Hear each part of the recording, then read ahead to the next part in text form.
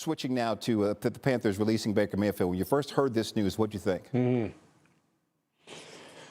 Well, I'm not really shocked. I think naturally, the first thing that people do when it comes to Baker Mayfield is they try to figure out, well, what would be his next most likely logical landing spot? And right away, people's minds jump to San Francisco.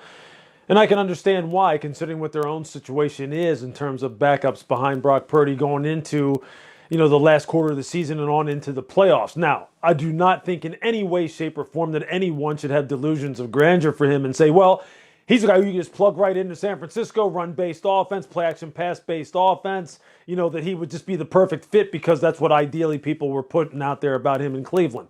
Look, I think this is a situation where if you're John Lynch and you're Kyle Shanahan, maybe you vet the situation and see if whether or not it would make sense to have him as insurance behind young Mr. Irrelevant, who became very relevant yesterday with that performance against the Miami Dolphins.